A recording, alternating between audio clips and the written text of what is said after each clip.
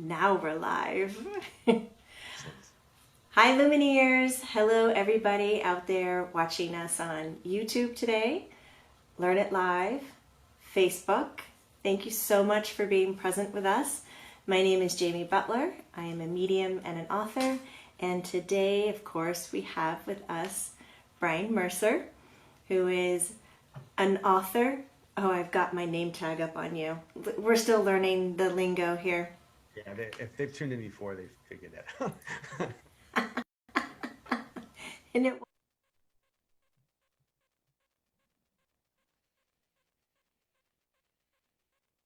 Right. Okay, excellent. Hear me? Am I audible? Okay.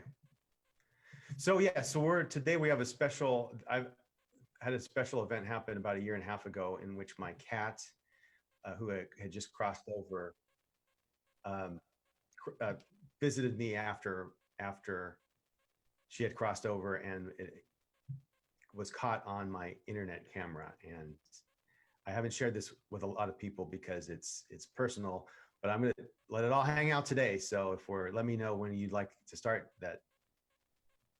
Can people hear me? Yeah, we Okay. are looking so far. Jamie and Brian sound. Yes, we Okay. actually did something right. Now we can hear Oh them, wow. says Mary Gates. Excellent. Thank you, Mary, so much. Right. So So I'm gonna today will go ahead. be before Brian starts, and he's going to be sharing some phenomenal images of his cat in the afterlife. But if you want to comment or ask questions, I'm going to be looking at the Jamie Butler-Medium Facebook page. So any fingers to keyboard and the live stream, please take them over to Facebook, Jamie Butler-Medium. I will jump in and I'll be hosting today's conversation as Brian shares his story. So let's Right. hope this makes sense to us all. Right. So I'm gonna share my screen so we can get some images here. Let me know when you can see something. Okay. All right. So that's Mrs. Claus. That's Mrs. Claus. Claus, not Santa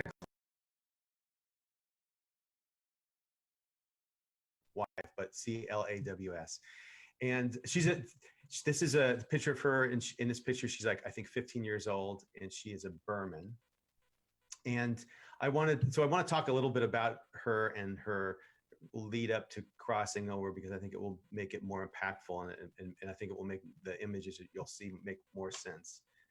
So just first, a little bit about her. She was an extraordinary cat in terms of just a kind, old, loving soul. She would never be, and in fact, she just wouldn't survive in the wild. She's not.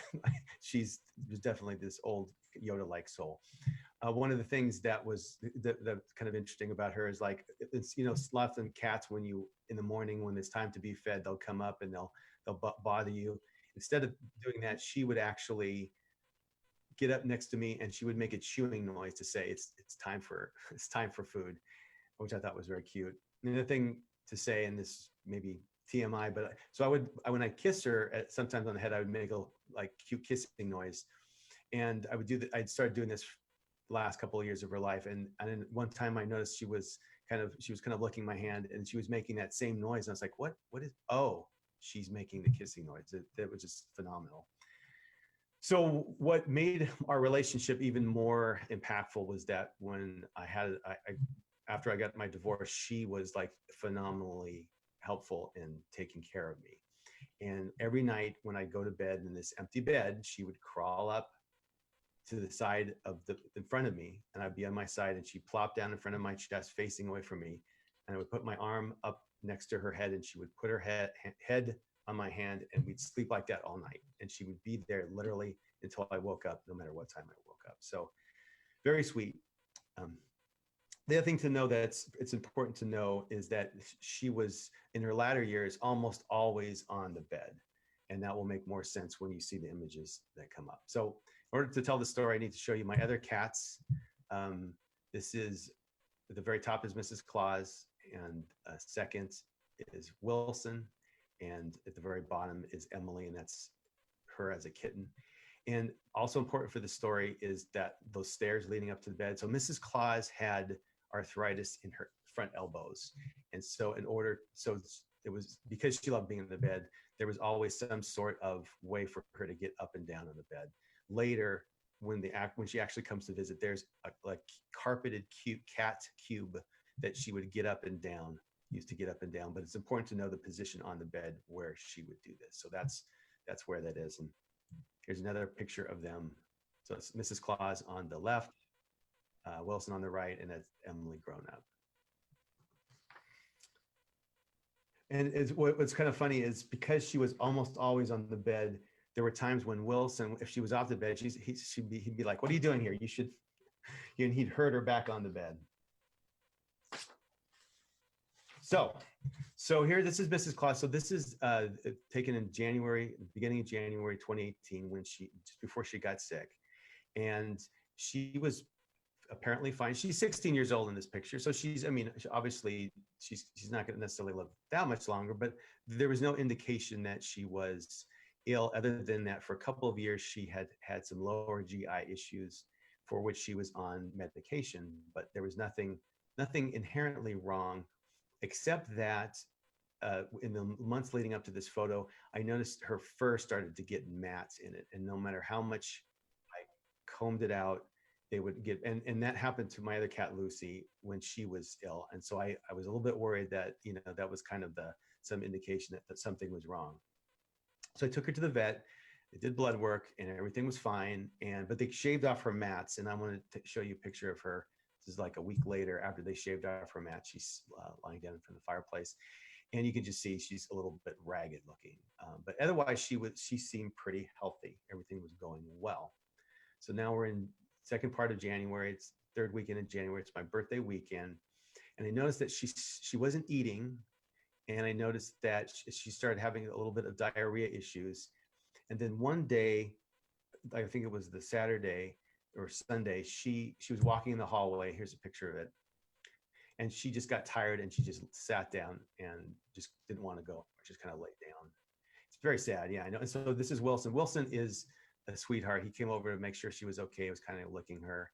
And so that was concerning. So I believe this was on Sunday. My vet is closed on Sunday and Monday. So I thought, well, I should probably, this continues. I need to have her checked out. So because she was on the bed and I was working more from home these days, I would often set up an over the bed table on my bed, and Mrs. Claus like to sit in my lap. So I would work and she'd be in my lap. And that Monday, and here's the picture of it, she was sitting in my lap, and you can kind of see the over the bed table above. And she was just sitting there like normal. But I noticed that she was kind of dehydrated.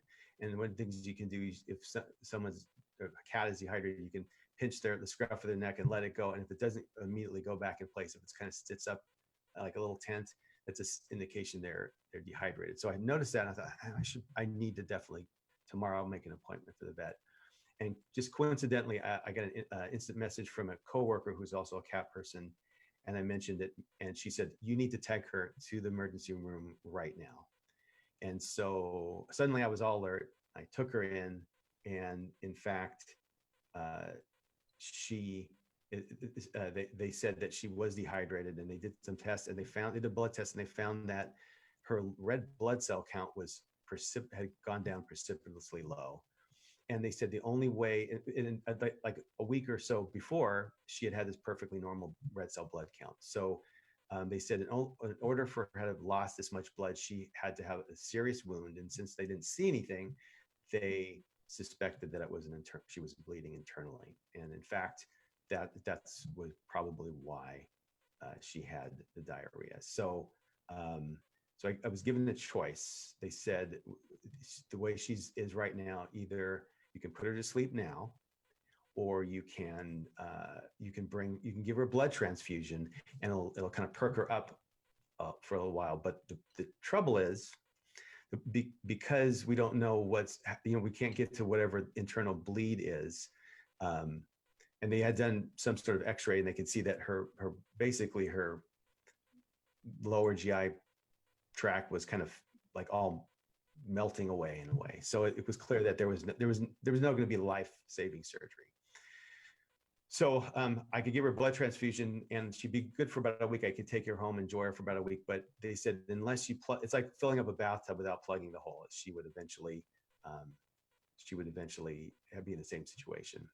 So I took her home. So I opted for the blood transfusion, and that was a little bit of a door deal too. And I brought her home. This is her that week, and basically took some time off, and they did change up her meds, but I just held her and was very present and gave her a lot of Reiki, and basically she was a Reiki sponge for about a week or so. Took her back to the vet in about a week, and they took that her red blood cell count, and it was up. It had made it something. She was better. I don't know if the Reiki kicked in, but she was doing better. And in fact, she made it for another month, and then 2 months later, her red blood cell count was in the low normal range. But of course, she still had the diarrhea. She still, I knew that she didn't have long, and I was giving her all these kind of meds. So this next photo is the bed, and this is I set up a little bit. I called this Camp Claus because, so you can see in the middle of the picture, Mrs. Claus. I have a waterproof blanket on the bed. I've got her food and water. I've got a heated bed.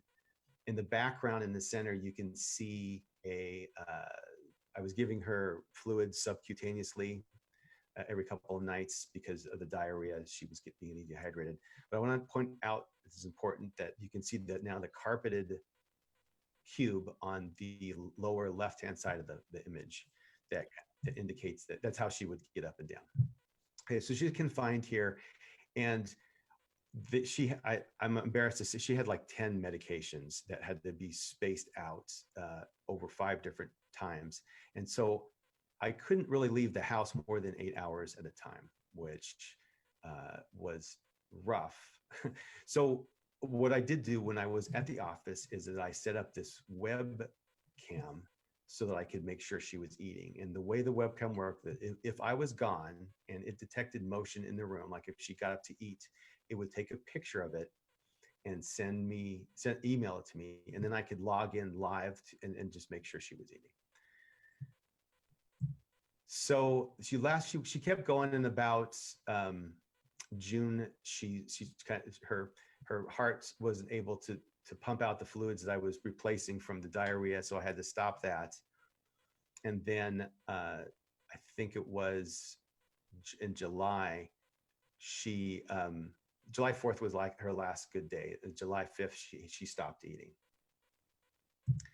So this is a photo of around that time, and this is from the actual webcam. So the webcam detects motion, it emails me this picture, says she's eating, and I just kind of want to get a sense of what this looks like in the light.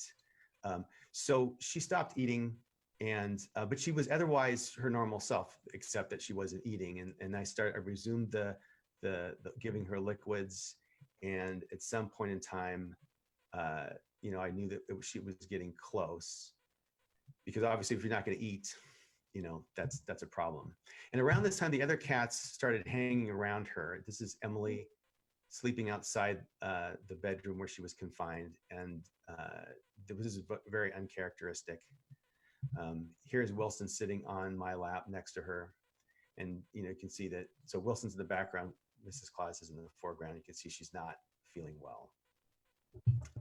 This is the kind of cat Wilson was. And so one day, it was a Thursday, and it'd been a while since she'd eaten. I noticed it was a warm day, and this is in the middle of July, and I noticed that she couldn't sit still. Like, she'd try to get comfortable, she'd be in my lap, and then she'd get up like a few minutes later and try to get comfortable. And I decided that it was getting close to the time. And because she had spent so much of the time on the bed, and she would be always traumatized when I took her to the vet in the last year, I decided there's a service where you can call a vet in to help them cross over. So I called, and it was Thursday afternoon. I made an appointment for that Saturday at 3 p.m. And then, because it was getting warm, I put an air conditioner unit in the window, and immediately Mrs. Claus was comfortable again. And I realized, oh, wait a minute, she's just hot.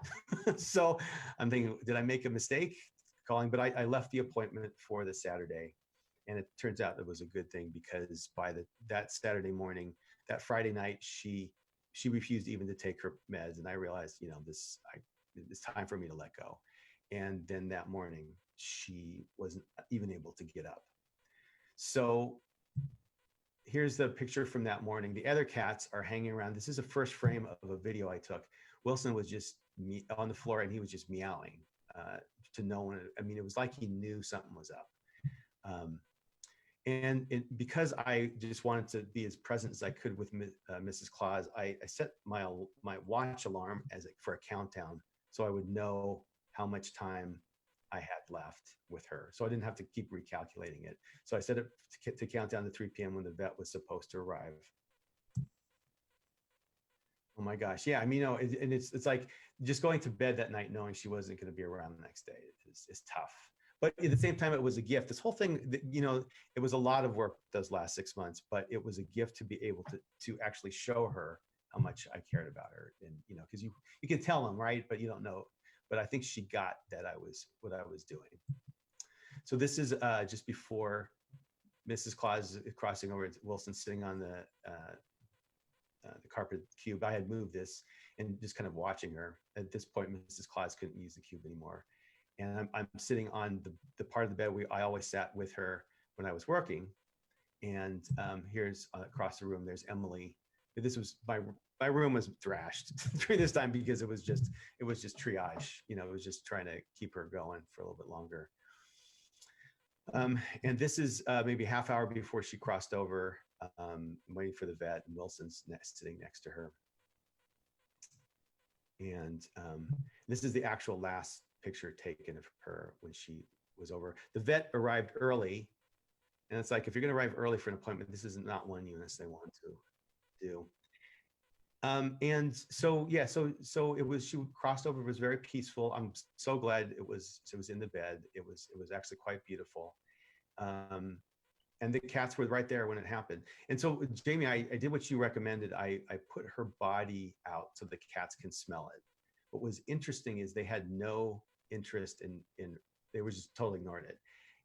And I'm going to ask you, don't you think it's because they knew at that point there was no surprise to them? So what I did, so I had been in this room for a long time for those last 6 months, and I was sleep deprived. In the last 24 hours, I didn't sleep very well. I was exhausted by this time. So I decided I couldn't stay in this room this night because it was with her gone, because she was always there. So the last thing I did before I left, though, is I put this Cuddle Clone out on the bed where she always used to sleep. So Cuddle Clone is this company that if you send pictures of your animal, they will make a stuffed animal reproduction of it. And I had done this several years before, and I didn't keep it out because I thought it was a little disrespectful. But I didn't want to have this hole on the bed where this empty spot. And this is also important for this story. So I put that there. I left. Went to my girlfriend. We went out with my girlfriend. We went out to eat, and I went to her place, and I just crashed. I was exhausted. So after we left, this picture came from the webcam. This is Wilson jumping on the bed, and I don't know if he's looking for her, but I think he's kind of freaked out by the stuffed animal that's on the bed. So you can see on the left, there's the Cuddle Clone, and there is Wilson, whose motion caused the bed or the camera to send me this photo. So I go to sleep, woke up the next morning, having breakfast, and I looked at my phone and I noticed there's all kinds of stuff from the camera, which I thought was a little bit odd. So I thought, and normally after that happens, I don't check every one of them. This time I did. And this is the picture that came back. So this is taken at 9:24 p.m., as you can see, and it's July, so it's still light, but it's not light enough so that it's gone to infrared. So that's why it's kind of black and white looking. So you can see there's Wilson again. He's jumping on the bed. His movement has caused the camera to send me a photo. And again, I think he's freaked out that there's a stuffed animal on the bed.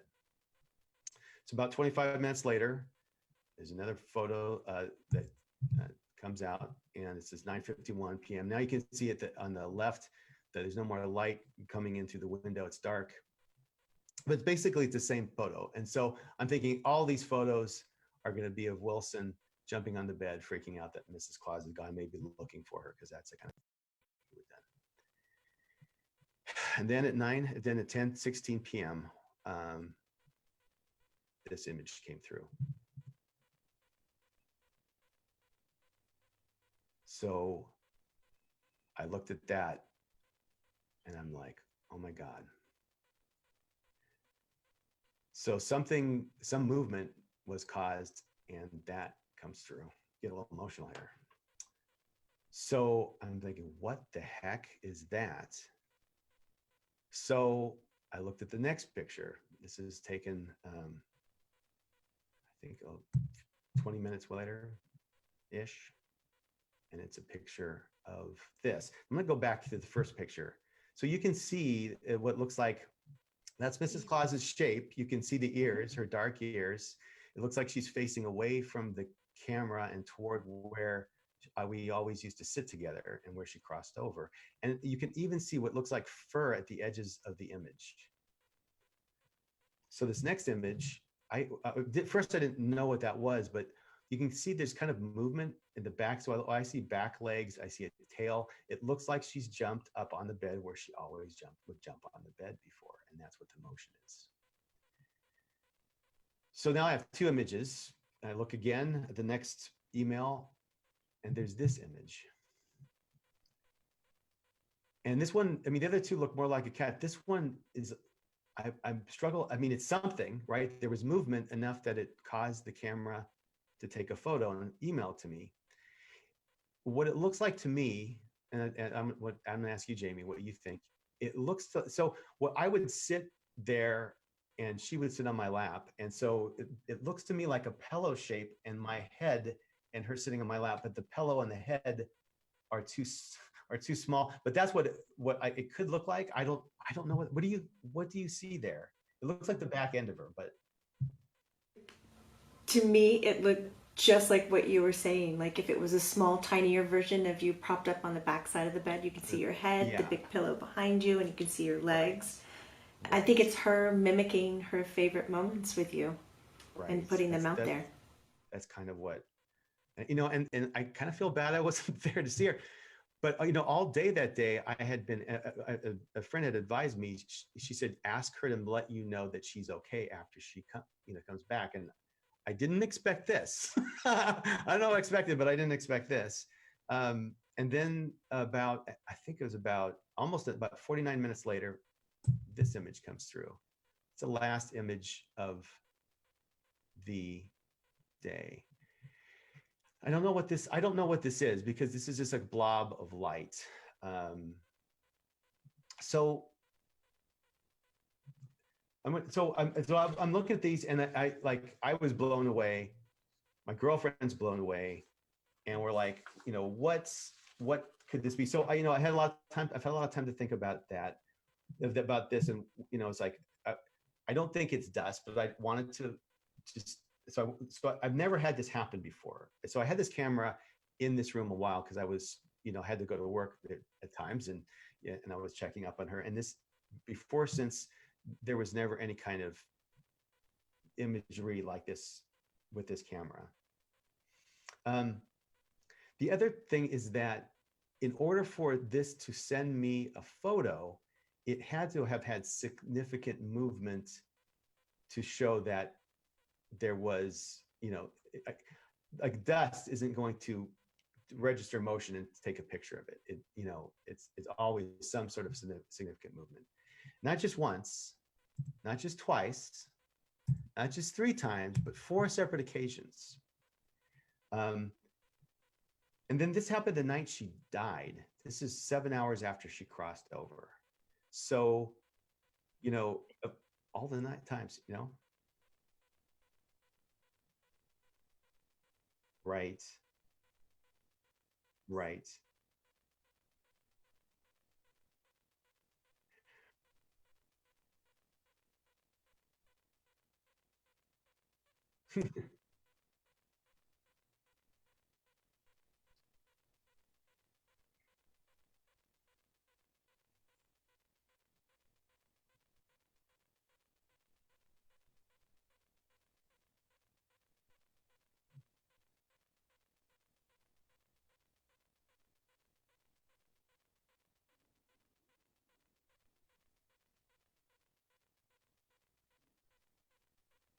right. Yeah. Yeah. Yeah. Yeah. And my girlfriend has shown this to at least three professional photographers, and they all said if this isn't faked, there's no that it's something. And I know I didn't fake it. Um, but the other thing to say is of all the places she could be is here where she crossed over, where she died, where we spent so much time. I mean, you know what I'm saying? It could have been up in the corner. It could have been if it was dust, you know, but the fact that it's in the right correct position. And then, I mean, that looks like a cat. That looks like a cat, right? It doesn't look like an orb or a blob of light. That looks like a cat. So I've done a lot of looking at these images, and so one of the things I did when a couple of months later is I put them. I was paging together, paging back and forth together, and they kind of animates. Even though this took exactly 90 minutes for these 4 images to take, I just want to show you what it looks like when it's animated. It looks like she's moving. You know, I don't know what to make of it, but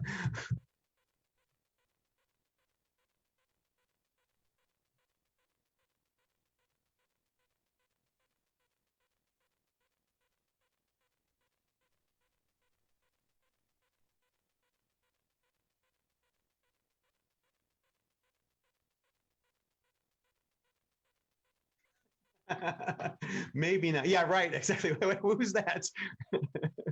Who is that?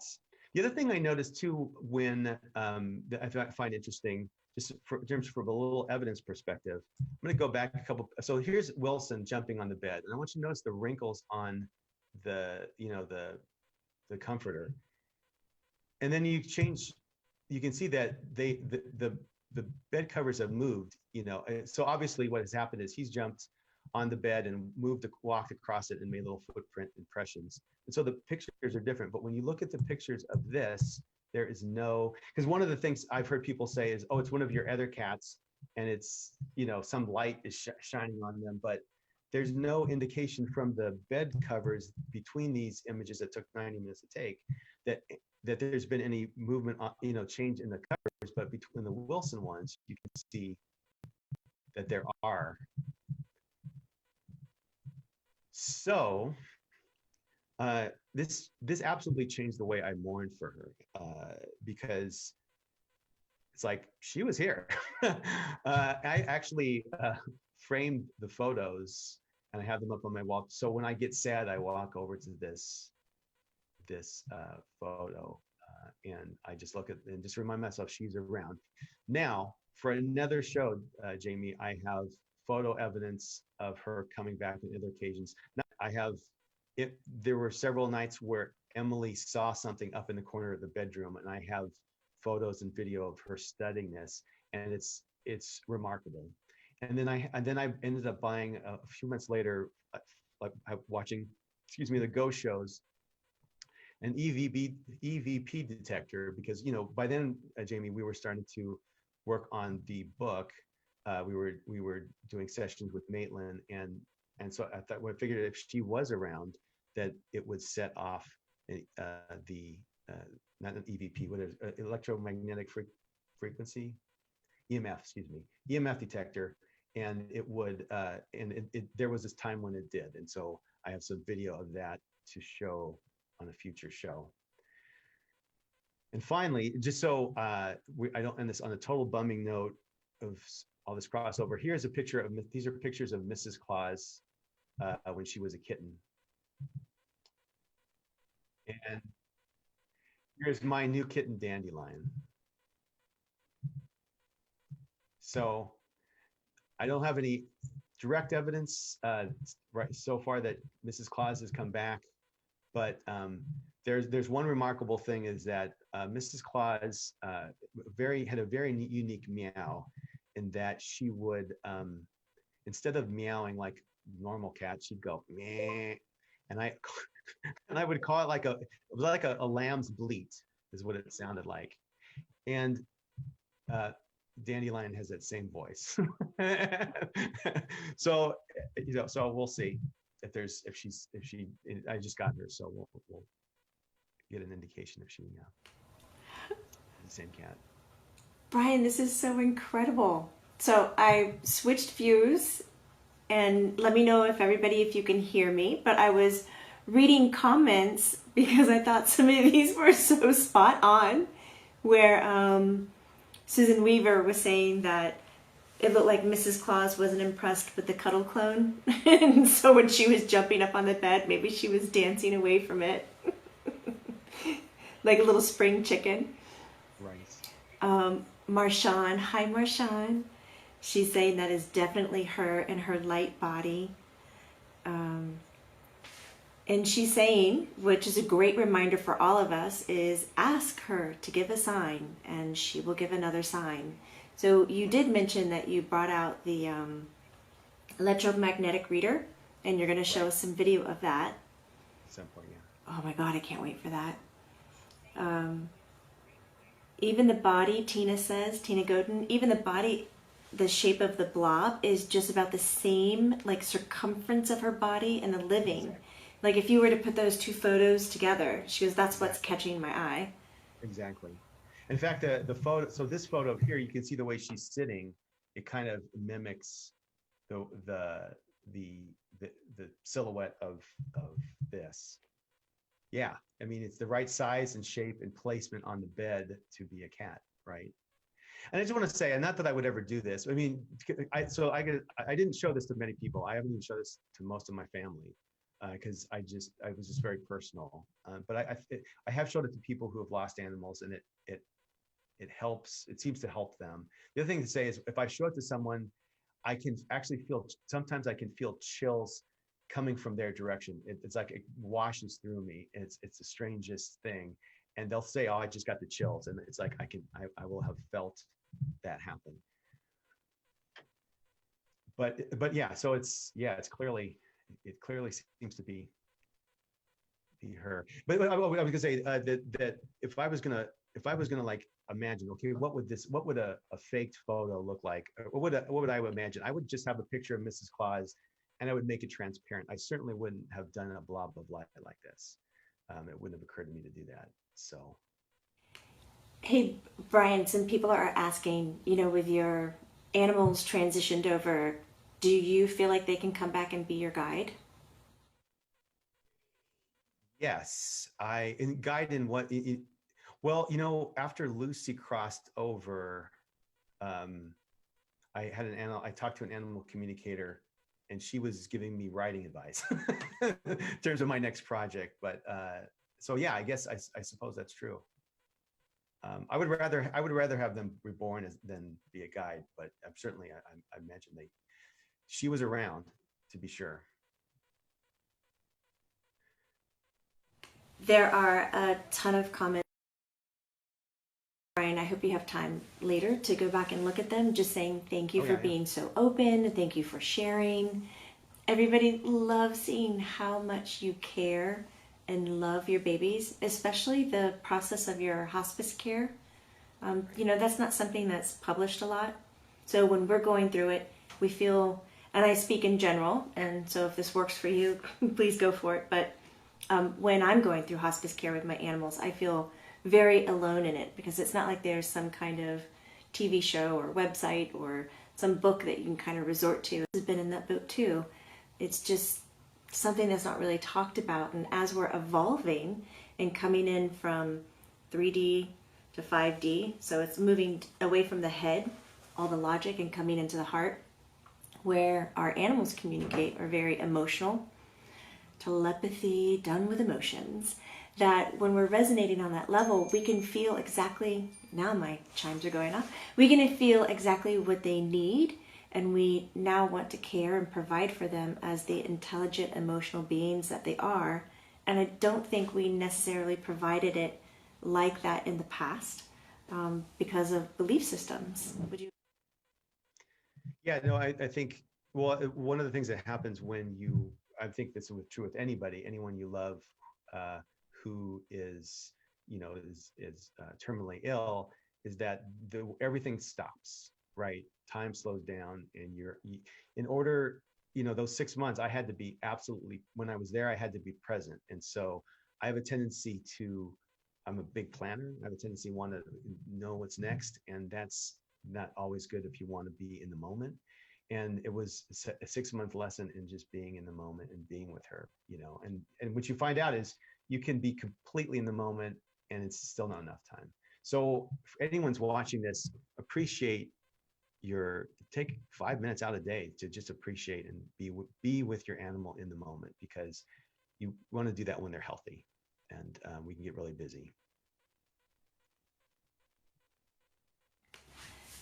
It looks like so many of our viewers today have gone through it, and they're sharing from their kitty cats to their dogs. I really appreciate that. And we've even had a few comments, you know, I can't wait for the book to come out. Like, I can't wait to read all of this. And I'm really hoping it turns out to be a solid resource that people can go to. And then paired along with all the blogs that Brian is writing these days, check out the website, animalsinthelight.com, correct? .com?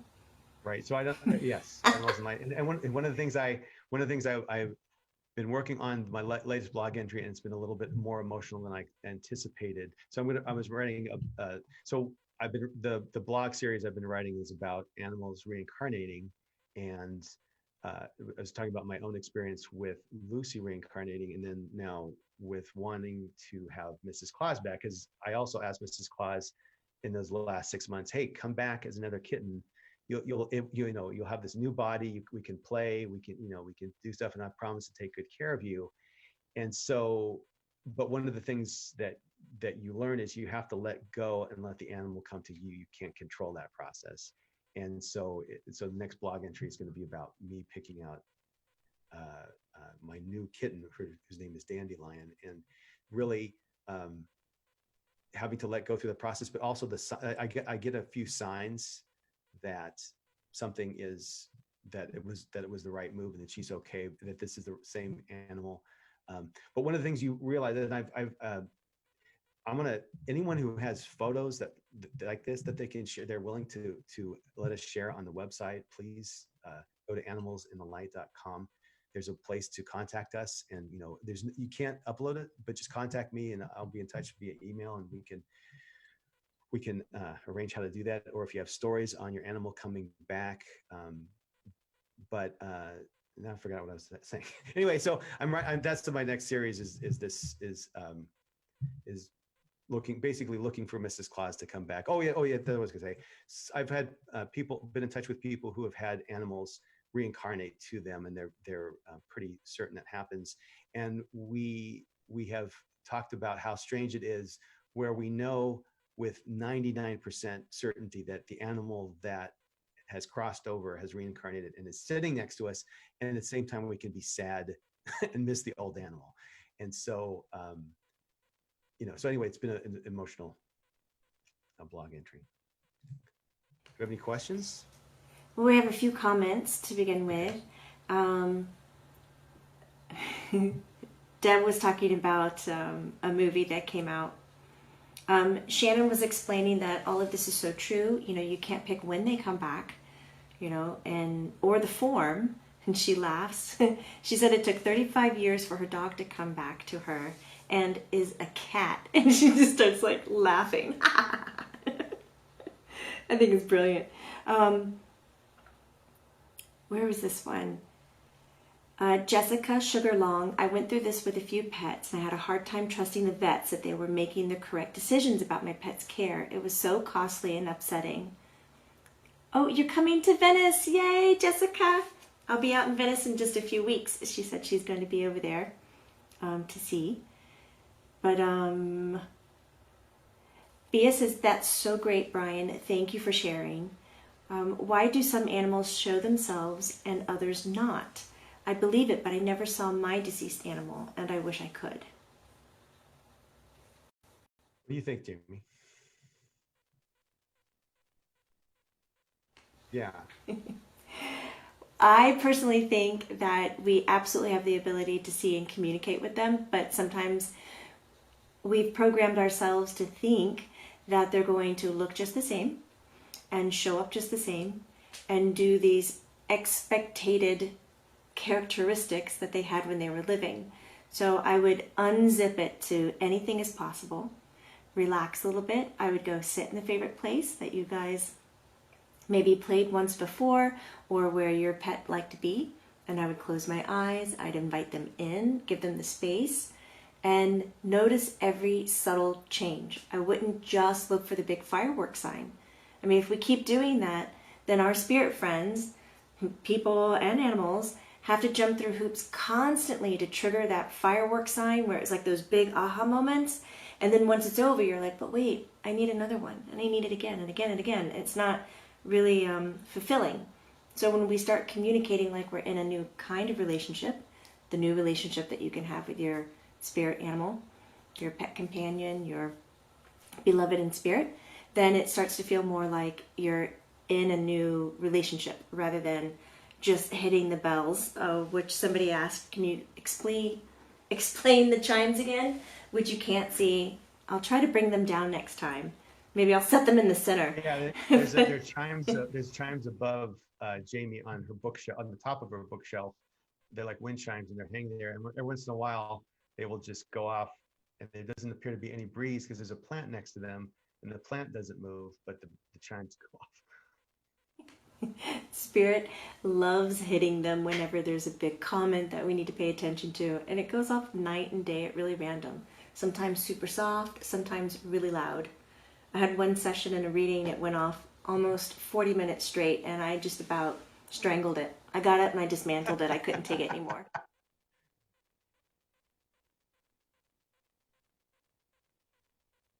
Is there anything else we want to talk about?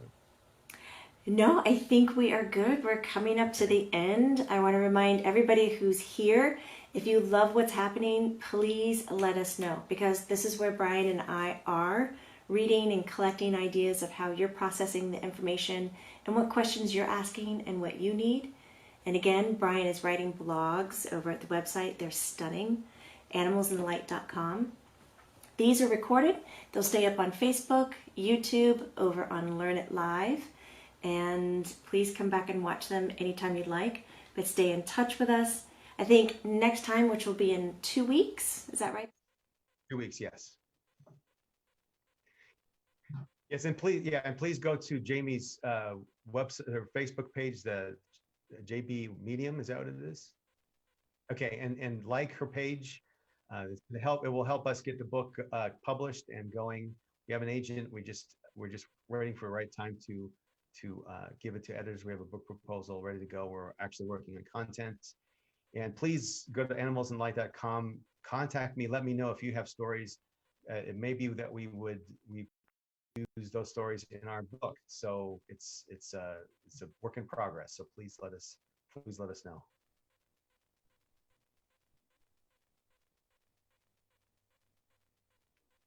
Yeah, thanks.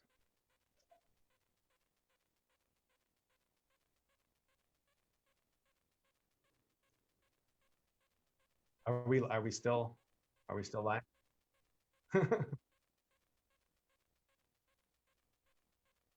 Oh, I see. Okay. All right. So are people listening to this now, or are we? They are. Okay. I see. Okay. Well, this is the usual. I hope can we can we edit some of this before we post it? I mean, at least like last time we were okay. Yeah, it was maybe a little bit. It was like 5 or 10 minutes of raw at the beginning. Okay, well, no, at the beginning. Oh, right. No, that's right. That's okay. Uh, right. But are we still? We're, we're still going.